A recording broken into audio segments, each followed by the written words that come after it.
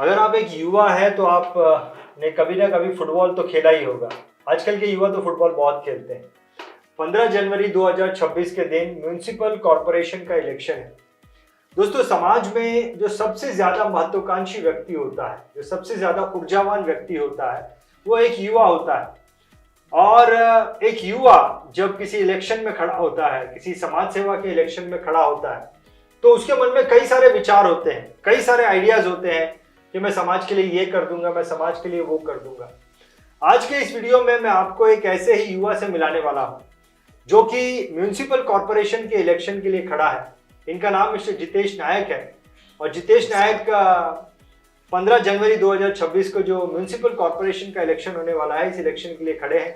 इनके मन में कई सारे आइडियाज हैं, इनके मन में कई सारे योजनाएं हैं, इच्छाएं हैं कि मैं समाज को ये करूंगा, और ये करने के लिए कई सारे आइडियाज हैं। मुझे ऐसा लगता है कि ये वीडियो बहुत ही ज्यादा मोटिवेशनल होने वाला है। बहुत कुछ इस वीडियो से हमें सीखने को भी मिलने वाला है। चलिए मिलते हैं मिस्टर जितेश नायक जी से, और उनके मन में इस इलेक्शन को लेकर क्या आइडियाज हैं, क्या योजनाएं हैं, उसके बारे में जानकारी लेते हैं। जितेश जी, BI टीवी में आपका बहुत बहुत स्वागत करता हूँ। नमस्कार सर। सो जितेश जी, सबसे पहले तो आपको बहुत बहुत बधाई। धन्यवाद कि आप जो है वो इलेक्शन के लिए खड़े हैं। आपकी उम्र जो है वो मेरे हिसाब से 29 ईयर्स है, जैसा आपने बताया। 29 साल की उम्र में आप इलेक्शन के लिए खड़े हैं।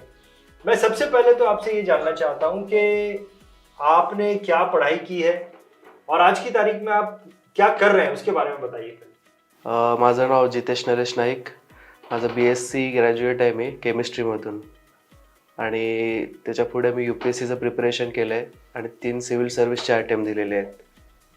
बेसिक्स माझं एवढे कव्हर झालेलं आहे. सो केमिस्ट्री की पढ़ाई करने के बाद में आपने क्या करना शुरू किया? मैंने एक 5-6 महीना RPG लाइफ सायन्स में काम किया था. तो म्हणजे मी RPG लाइफ सायन्समध्ये काम केलेलं आहे ॲज अ प्रोडक्शन. तर त्यामध्ये मला एक्सपिरियन्स हवा होता म्हणून मी गेलेलो, पण ते खूप प्रेशर असल्यामुळे मी ते जॉब क्विट केला. आणि मला सिव्हिल सर्व्हिसचा पहिल्यापासूनच छंद होता की समाजासाठी काहीतरी करावं. तर मी तेव्हा 2 पर्याय निवडलेले, एक तर सिव्हिल सर्व्हिस किंवा राजकारण. राजकारण म्हणजे 80% समाजकारण, 20% राजकारण आहे. तर सो ऐसा मतलब क्या आपके दिमाग में आया कि आपने, देखो आपके पास 2 ऑप्शन थे। आपने बोला कि समाज सेवा भी आप करते थे, तो 2 ऑप्शन थे आपके पास में कि किसी जो ऑलरेडी जो इस्टेब्लिश आदमी है उसके साथ में खड़े हो जाते थे। आपने अपना ही अकेले में अपनी पार्टी आपने शुरू की। अच्छा, इनकी पार्टी का जो चिन्ह है वो फुटबॉल है। फुटबॉल जो है इनकी पार्टी का चिन्ह है, इसीलिए फुटबॉल आपने हमारे साथ रखा है। आपके मन में आया होगा कि ये फुटबॉल क्यों हमने बीच में रखा है, तो फुटबॉल इनकी पार्टी का चिन्ह है, जितेश नायक जी का।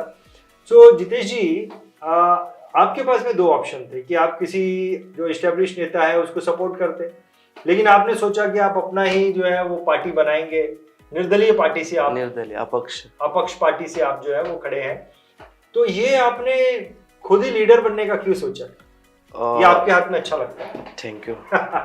तर सुरुवात अशी झाली की आमच्या इथे खूप पाण्याचा प्रॉब्लेम आहे पहिल्यापासून. महानगरपालिका येऊन जवळजवळ 7 वर्ष झाली आज, पण तरीही पाण्याचा प्रॉब्लेम कोणीही सॉल्व्ह करू शकले नाही.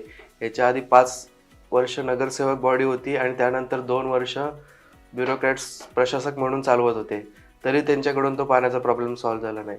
फक्त कारणच. त्या व्यतिरिक्त त्यांनी काहीही केलेलं नाही. आम्ही स्वतः रस्त्यावर उतरून अधिकाऱ्यांना फोन करून टँकर मागवायचे, ते पाणी डिस्ट्रीब्यूट करायचं. ह्या गोष्टींमुळे मग कुठेतरी प्रेरणा भेटली की आपण लोकांचं प्रतिनिधित्व का नाही करायचं, दुसऱ्यांच्या प्रतिनिधित्वावर किती वेळ डिपेंड राहायचं. तर आम्ही स्वतः निर्णय घेतला. माझ्या पाठी माझे मित्र, माझा परिवार आणि माझे जवळचे नातलग सर्व माझ्या पाठीशी उभे राहिले. तू पुढे हो, आम्ही तुझ्या पाठी आहे. हा एक ध्येय मी मनात घेऊन पुढे चाललोय. आणि त्यात मला असं वाटतं की हार जीत हा इट्स पार्ट ऑफ गेम, पण आपल्याला लढायचं आहे. आणि त्यामुळे चला जे होईल ते होईल, पण एक प्रयत्न करूया. आपण युवा आहे, काही घडवू शकतो आणि अशक्य असं काहीच नाही आहे जगात. त्यामुळे हा निर्णय घेतला की आपण स्वबळावर जाऊया. ना आपल्यावरती कोणाचं प्रेशर असेल, ना आपल्या खाली कोणाचं प्रेशर असेल. जे असेल ते आपलं आपण. हारही आपली आणि जीतही आपलीच असणार. मुझे आपसे बहुत ज़्यादा इंस्पिरेशन मिला कि देखिए कितने सारे लोग इस एरिया में रहते हैं। ये एरिया जो है ये नवी मुंबई का खारघर एरिया है, राइट? Yes. तो ये जो इलेक्शन है, इस इलेक्शन में मतलब कौन कितना बड़ा एरिया आता है? ये- पूरा नवी मुंबई आता है? नाही नाही हे रायगड डिस्ट्रिक्ट में रायगड जिल्ह्यामध्ये पूर्ण धानसर पासून पनवेल पर्यंत हा विभाग कव्हर आहे. त्यामध्ये हा वॉर्ड नंबर 1 येतो, म्हणजे सुरुवात इथून होते. तर यामध्ये धानसर, किरवली, धरणा, कुटारी, रोहिंजण, नवीन वसाहत, पिसारवे, तुर्बे, करवले आणि भोट आणि पेंधर असे एवढ्या गावांचा समावेश आहे. त्या प्रभागाची रचना अशी झाली आहे की 23,000 एकूण मतदान आहे त्यामध्ये. 23,000 23,000 मतदान आहे. 23,000 लोग जो है वो वोट कर सकते हैं हाँ। इसके अंदर, या 23,000 मतदानामागे 4 कॅन्डिडेट असतात. अच्छा. त्यामध्ये 2 लेडीज गेलेत आणि 2 जेंट्ससाठी आहे. असे 4 नगरसेवक हा एक वॉर्ड सांभाळणार आहेत. तो अशी आपका वाटचाल बोलने का आहे. मतलब क्या है, यहाँ की जो आपका जो ये जो एरिया है इसकी टोटल जनसंख्या कितनी है? 23,000 जनसंख्या, अप्रॉक्स 23,000 आहे. मतलब बच्चों को छोड़ के हाँ, जो वोट देने वाले लोग हैं वो वोटर 23,000 है. ओके, मतलब करीबन जो है वो 50,000 लोग जो है इस 50,000 के- एरिया में 50,000 होते होंगे. तो देखिए मैं ये सोच रहा हूँ कि 23,000 लोगों में से आपने ये सोचा कि पिछले 8 साल से यहाँ पर आपने बोला कि पानी का प्रॉब्लम है. 8 साल से यहाँ से महानगर पालिका बनी है, हाँ, लेकिन महानगर पालिका में 8 साल से जो नेता लोग आए हैं उन्होंने पानी का प्रॉब्लम सॉल्व नहीं किया. नहीं नहीं किसी ने भी नहीं किया. तो इसीलिए आपके मन में ये आया कि नहीं मैं जो है वो अपनी पार्टी बनाऊंगा. हा नाही, और आम्ही अच्छी स्वतः बात. ग्राउंडवर उतरून पाणी आम्ही जर मागू शकतो. आम्हाला बघा, नेते येतात जातात, 5 वर्ष आमच्याकडे कोणीही लक्ष दिलेलं नाही. हम्म. त्या 5 वर्षात जो विकास ते करू शकत नाही, तर आमचा विकास करायला आम्ही सक्षम आहे. आम्ही तुम्हाला निवडून का देतो? तुम्ही आमचा विकास करावा या गोष्टीसाठी आम्ही तुम्हाला निवडून देतो. पण तुम्ही जर विकासच करणार नसेल तर आम्हाला नाईलाज झाला तो. मैं एक चीज जानना चाहता हूँ जितेश, कि आप बोल रहे हैं कि पिछले 8 सालों से महानगर पालिका बनी है, पानी का प्रॉब्लम सॉल्व नहीं हुआ. क्या आप लोगों ने कुछ स्टेप उठाया था या कुछ चीज हुई जो आपको आपके मन को लग गई और आपने सोचा नहीं अब मेरे को खड़ा होना है? कुछ बात हुई थी आपके साथ? बोलणं तर काय झालं नाही, पण कसं आहे, त्यांचं म्हणणं आहे की आमच्याकडे डॅम उपलब्ध नाही आहे. जे त्यांचा स्टोरेजचा प्रश्न आहे, त्यामुळे आम्ही पाणी सप्लाय करू शकत नाही. पण कसं आहे, इच्छाशक्ती पाहिजे. पाणी खूप मुबलक प्रमाणात उपलब्ध आहे. नवी मुंबई महानगरपालिकेकडे सुद्धा उपलब्ध आहे, त्यांच्याकडूनही घेऊन देऊ शकतात. पण इच्छाशक्ती नसल्यामुळे त्यामुळे ते पाणी देऊ शकले नाहीत.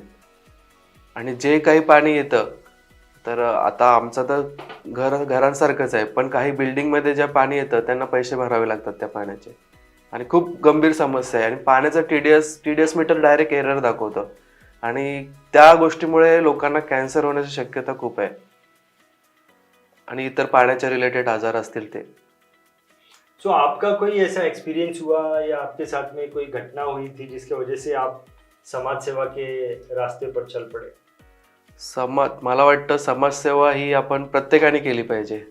आपण काहीतरी समाजाचं देणं लागतो. आज बघा, प्रत्येक जो तो आपल्या घरी खाऊन सुखी आहे, पण समाजासाठी आपलं काहीतरी कॉन्ट्रीब्युशन असलं पाहिजे. आज पाणीच नाही, लोकांचे भरपूर समस्या आहेत. कोणाचं आधार कार्ड अपडेट नसतं, कोणाचं रेशन कार्डचे प्रॉब्लेम असतात, कोणाला रेशनिंगच भेटत नाही, कोणाचे डॉक्युमेंटेशनच कम्प्लीट होत नाही, आरोग्याच्या समस्या आहेत. त्या प्राथमिक, आता आमच्या विभागाला एक ॲम्ब्युलन्स सुद्धा नाही. प्रभाग क्रमांक 1 जिथून महानगरपालिकेची सुरुवात होते, तिथे एक ॲम्ब्युलन्स सुद्धा पुरवठा कोणी करत नाही. एक खूप गंभीर समस्या मोठी आहे. जितेश जी, अगर मान लो आप जीत गए, वैसे तो आप काफी आपने डिफिकल्ट स्टेप उठाया ये, हाँ. क्योंकि आपके ऑपोजिशन में कई सारे लोग हैं, एस्टेब्लिश स्ट्रॉन्ग है, एस्टैब्लिश है. अभी उनके बीच में आप अपनी जगह बनाने की कोशिश कर रहे हैं. चलिए आप जीत गए, मान लीजिए आप जीत गए, तो अगले 5 साल की आपकी क्या योजनाएं हैं, प्लान है, क्या करने का आपके दिमाग में? सर्वप्रथम तर पाण्याचा प्रश्न आहे. पाणी इथपर्यंत टँकरने येऊ शकतं, पण तिथे जर आम्ही प्रत्येक वॉर्डमध्ये, प्रत्येक गावात स्टोरेज निर्माण केला, ते पाणी येऊन स्टोरेजमध्ये टाकलं जाणार आणि तिथून पूर्ण गावाला डिस्ट्रीब्यूट केलं जाणार कंटिन्युअसली. हा एक पाण्याबद्दल झालं. आरोग्याच्या सोयी, ॲम्ब्युलन्स प्रत्येक 5 गावांच्या पाठी एक ॲम्ब्युलन्स मिळेल, हा मी प्रयत्न एक करेन त्यामध्ये. दुसरी अशी गोष्ट आहे की स्ट्रीट लाईट आणि रोड हे तर बेसिक इन्फ्रास्ट्रक्चर आहे, ते सुद्धा नीट करता येत नाही महानगरपालिकेला.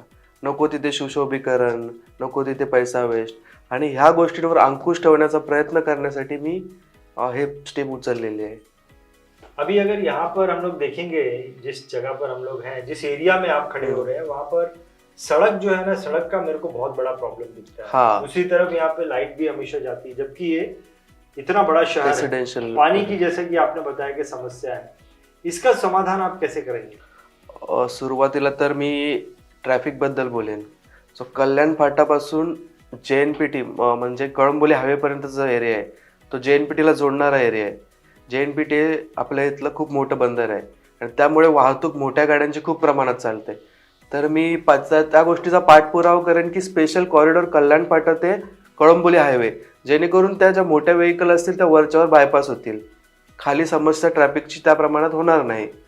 यासाठी मी पाठपुरावा करण्याचा प्रयत्न करेन, कारण ते खूप हाय बजेटचं काम आहे आणि महानगरपालिकेने त्यात खरं तर लक्ष दिलं पाहिजे, कारण त्यांच्या अखत्यारीतलं काम आहे ते.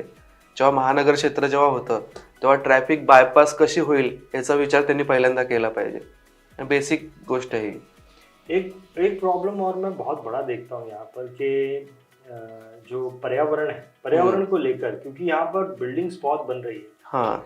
और बिल्डिंग्स इतनी सारी बन रही है जिस वजह से पहाड़ों को जलाया जा रहा है, पहाड़ों को काटा जा रहा है।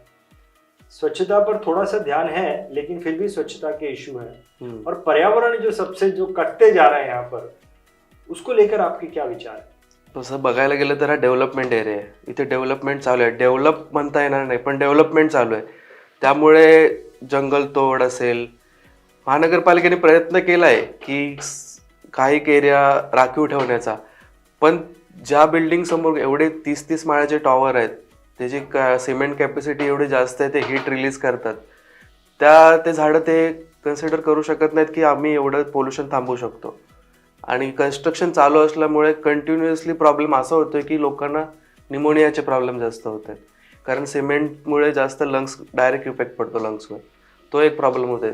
त्यासाठी मी महानगरपालिकेलाही रिक्वेस्ट करेन कि त्यांनी ह्या गोष्टींवर जास्त करून लक्ष दिलं पाहिजे. सो देखिए, अब आप इंटरव्यू दे रहे हैं, कुछ लोग आपको, बहुत सारे लोग आपको देखेंगे, आपके जान पहचान वाले, कि अरे ये जितेश नायक अभी तो इलेक्शन में खड़ा हो रहा है। तो ये जो वोटर्स हैं आपके, उनको आप क्या मैसेज देना चाहोगे, क्या बोलना चाहोगे? मेसेज माझा क्लिअर आहे की हे जे आपण अस्तित्वाची लढाई लढतोय आज, इलेक्शन हा आपला अधिकार आहे, लोकशाहीने दिलेला अधिकार आहे. तो अधिकार जिवंत ठेवण्यासाठी आपण मतदान प्रत्येकाने केलं पाहिजे आणि 100% मतदान झालं पाहिजे. आज एक उदाहरण देतो. स्थानिक स्वराज्य संस्थेला 60% वोटिंग होते. 60% पर्यंत वोटिंगला 30% एखाद्या पक्षाचे कार्यकर्ते असतात. 20% लोकांना पैसे वाटले जातात आणि 10% लोक हे मतदानात रँडमली मतदान करत असतात. तर मी युवांना आणि म्हणजे जे ज्येष्ठ नागरिक आहेत त्यांनाही सांगेन की तुम्ही भरपूर मतदान करा, जेणेकरून मतदानाचा आकडा वाढेल आणि खरंच जो योग्य कॅन्डिडेट आहे त्याला तुम्ही निवडून द्याल. कारण यात होतं कसं, सुरुवातीला पैसे वाटले जातात आणि ते पैसे कुठेतरी त्यांना नंतर वसूल सुद्धा करायचे आहेत. आणि मला वाटतं ही प्रत्येक नॅशनल पक्षाची आणि स्टेट लेवल पक्षांची जिम्मेदारी आहे की त्यांनी एकत्र बसून आपण एकही रुपया न वाटता आपल्या कामाच्या जोरावर लोकांपर्यंत पोहोचून ती कामं लोकांच्या मनात उतरले पाहिजे आणि त्यानंतर आपण कॅन्डिडेट निवडून दिले पाहिजे. आज 5 कोटी 10 कोटी खर्च करून विकास होणार नाही. विकास हा फक्त लोकांच्या डोक्यात राहील, पण रस्त्यावर आणि पेपरवर विकास होणार नाही, हे मला वाटतं. आणि मी युवांना आणि सर्व नागरिकांना हेच आवाहन करेन की तुम्ही घरातून बाहेर पडा आणि भरपूर मतदान करा आणि तुमची खरी ताकद दाखवून दाखवा आणि मतदान करा, मत विकू नका. हा माझा मोलाचा सल्ला असेल. एक मेरे को मन में सवाल ये आ रहा है कि एक तरफ तो आप अपना पक्ष, आपने अपना ही चुनाव चिन्ह बनाया है, फुटबॉल, या अपना चिन्ह है, आपके पास में मुझे बहुत ज्यादा फंड भी दिखता नहीं है नहीं। कि आप बहुत बड़ा पैसा, एक तरफ दूसरे लोग हैं जिनके पास में बहुत अच्छा खासा पैसा है और बहुत अच्छा खासा नाम भी है। तो उनसे आप अपने आप को कैसे, आपको क्या लगता है कैसे आप आगे जा सकते हैं? माझं कॉम्पिटिशन कोणाचं वैचारिक आणि व्यक्तिगत नाही. माझं ह्या विचारसरणीबरोबर युद्ध आहे की आपण बिना पैशाचेही इलेक्शन लढू शकतो आणि इलेक्शन लढून जिंकणं हारणं हा वेगळा भाग आहे, पण बिना पैशाची निवडणूक करता येते हे प्रत्येक उमेदवाराला आणि त्याच्या पक्षाला आज कळलं पाहिजे. फक्त पैसा वाटून इलेक्शन होतं हा गैरसमज लोकांनी करून घेतलाय आणि तो गैरसमज बदलला पाहिजे, त्याशिवाय समाजात परिवर्तन होणार नाही असं मला पर्सनली वाटतं. एक तो चीज है, देखो जितेश, के दो तरह के राजनेता होते हैं, हम्म, समाज सेवक होते हैं। एक तो जैसे अन्ना हजारे जैसा व्यक्ति, हाँ, वो समाज की सेवा कर रहा है, और एक तरफ दूसरे तरह के राजनेता होते हैं जो कि बिल्डर्स के साथ में लॉबी बना लेते हैं, और उनको ये नहीं पड़ी है, समाज सेवा की नहीं पड़ी है, उनको सिर्फ अपने पर्सनल ग्रोथ की पड़ी है। तो एक पॉजिटिव पॉलिटिक्स हो रही है, एक नेगेटिव पॉलिटिक्स हो रही है। इसके बारे में आप क्या बोलना चाहोगे? जो नेगेटिव पॉलिटिक्स होती है ना, जो बनते तो है शुरू में, देखो आप बन रहे हैं, लेकिन आगे चल के उसमें से कुछ पॉजिटिव पॉलिटिक्स करते हैं, कुछ नेगेटिव पॉलिटिक्स करते हैं, इसके बारे में आप क्या बोलना चाहोगे? मला वाटतं हा सिस्टीमचा पार्ट आहे आणि ती सिस्टीम बदलणं प्रत्येक स्वतः वैयक्तिक व्यक्तीच्या हातात आहे. इथिक्स आणि मोरॅलिटी. आणि मला वाटतं UPSC सिव्हिल सर्व्हिसमध्ये प्रिपरेशन करताना इथिक्सवर एक स्पेशल सब्जेक्ट आहे की प्रत्येकाने आपले इथिक्स जपले पाहिजे. मी स्वतःला विकणार नाही आणि कोणाकडूनही पैसे घेणार नाही. हे इथिक्स जेव्हा प्रत्येकाचे समजतील नागरिक, तोपर्यंत समाजात सुधारणा होणार नाही.